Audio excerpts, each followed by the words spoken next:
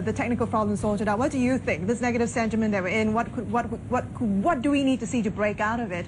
And, you know, do you agree with what Alain was talking about? I think that in the short term, what the market needs is a quick resolution of the situation regarding new legislation governing Fannie Mae and Freddie Mac. Initially, there was optimism that we will have the new law passed by Congress this week, but yesterday, some of the congressmen began to waver, saying that maybe it will happen next week. Until we get clarity on the degree of support from the U.S. government for those two GSEs, the market will be very volatile and is likely to move lower. I'm hoping that there will be some consolidation of political support on the Capitol Hill, maybe even today, and this is necessary for stock markets to stabilize and rebound.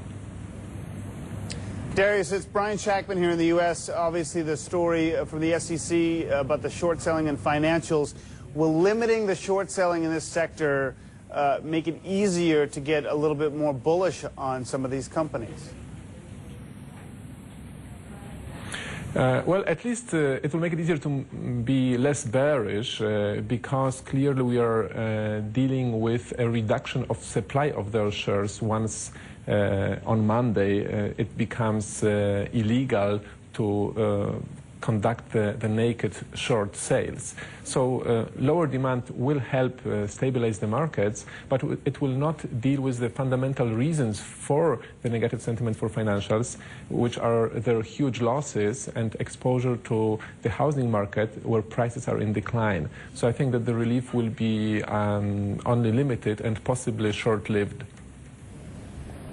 Just a quick clarify to people, naked short selling is when they do the selling before they actually confirm the borrowing of those shares, so in case people don't know that. Dariusz, very quickly, how much should we blame short sellers on some of these stock price drops? I mean, it's a lot like the speculators being blamed for the spike in oil. No one really knows how much responsibility they bear.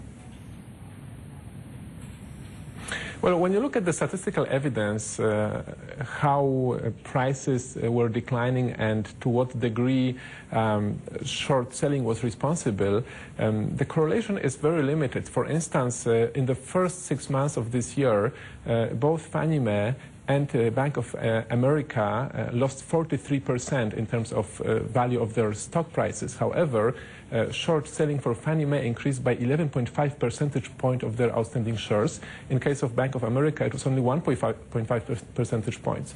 So the correlation, there may be some, but the major blame lies here with deteriorating fundamentals of the business that these companies are running. And as I said before, as long as these fundamentals are not addressed, some further decline in prices is quite likely in the medium term.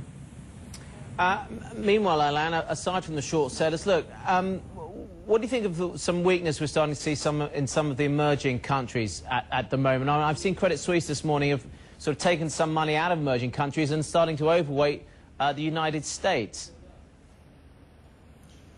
I think on this we agree. We have started late last year to underweight emerging equity markets, the reason being that growth expectations were already very high, so to be surpassed was difficult, and risks are growing, namely overheat and current account deficits, and inflation growing in those countries is a greater risk for investing in these at very high valuations. So emerging equity markets are risky, and the vast majority of global players have been, over the last few years, significantly overweight in those emerging markets, explaining the outperformance and the devaluation. So trend reversal to take profits and come back on more developed equity markets, and the US one is by far the most attractive with Japan.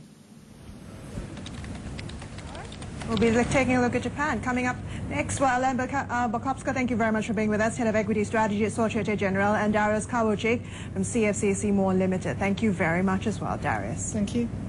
Right, one